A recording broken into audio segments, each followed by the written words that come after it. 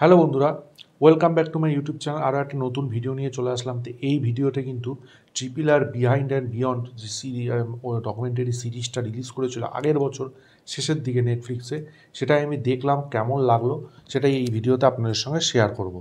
দেখুন, ট্রিপল আর তো সবাই সিনেমা হলে গিয়ে দেখেছি, ব্লকবাস্টার সিনেমা, অস্কার পেয়েছে, দারুণ একটা সিনেমা।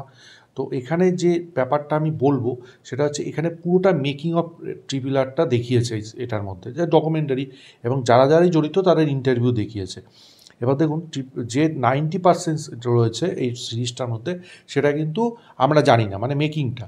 আর লাস্টের দিকে যে 10%, যে অস্কারে উইনিংয়ের ব্যাপারগুলো বা ক্লিপিংসগুলো, সেগুলো কিন্তু আমরা সবই দেখেছি। যখন অস্কারে জিতেছে তারপরে এগুলো কিন্তু ভাইরাল হয়েছিল।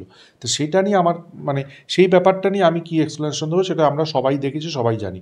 আমি কথা বলবো 90% নিয়ে, মানে যেখানে মেকিংটা নিয়ে ডিটেলিংটা করা হয়েছে। এবার সেটা নিয়ে আমি বলতে গেলে যেটা বলবো, এটা হচ্ছে, এখানে যেরমভাবে দেখানো হয়েছে বা যেরমভাবে সিনেমাটা তৈরি করা হয়েছে, আমি হ্যাটস অফ দিয়ে জানাচ্ছি প্রত্যেক কজনকে যারা এই সিনেমার সঙ্গে যুক্ত আছেন। মানে কি লেভেলের খেটেছে সেই জন্য যে এই সিনেমাটা এই লেভেলে গেছে এবং অস্কারও জিতেছে, সেটা না দেখলে বিশ্বাস করবেন। এবং এটা মাস্ট ওয়াচ একটা ডকুমেন্টারি সিরিজ, আপনারা অবশ্যই দেখুন। যারা অন্তত ট্রিপল আর কীভাবে তৈরি হয়েছে সেটা জানতে আগ্রহী, তারাই দেখুন। অবশ্যই দেখা উচিত এই সিরিজটা। এবং মানে রাজামৌলি স্যারের কি ভিশন, কি ফিলোসফি, সেটা কিন্তু আপনি বুঝতে পারবেন না। সিনেমাটা তিনি কী জন্য তৈরি করেছেন, মানে তার কাছে কি এম ছিল, সেটা কিন্তু সে বুঝিয়েছেন।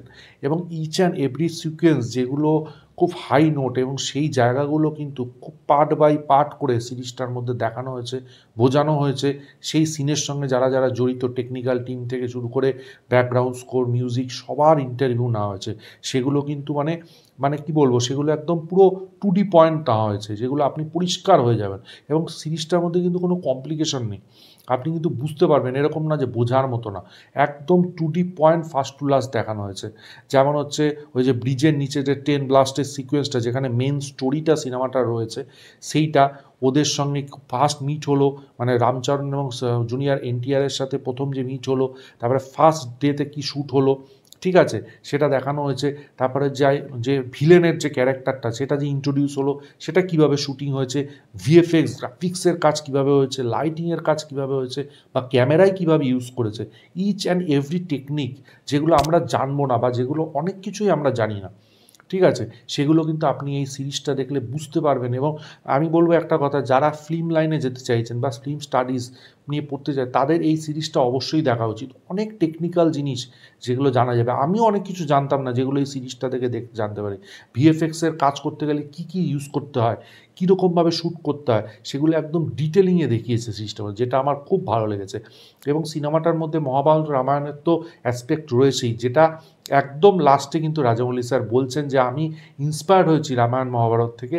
এবং তিনি একদম শেষে বলছে, যখন সবাই মিলে ইন্টারভিউতে বলছে যে আর তাদের কাছে কী মিনিং, তিনি কিন্তু বলছেন যে আমি মহাভারত তৈরি করতে চাই, সেটাই মিনিং। আমরা জানি সবাই তিনি মহাভারতের ভাবনা চিন্তা করছেন, কবে করবেন সেটা জানি না, কিন্তু করছেন।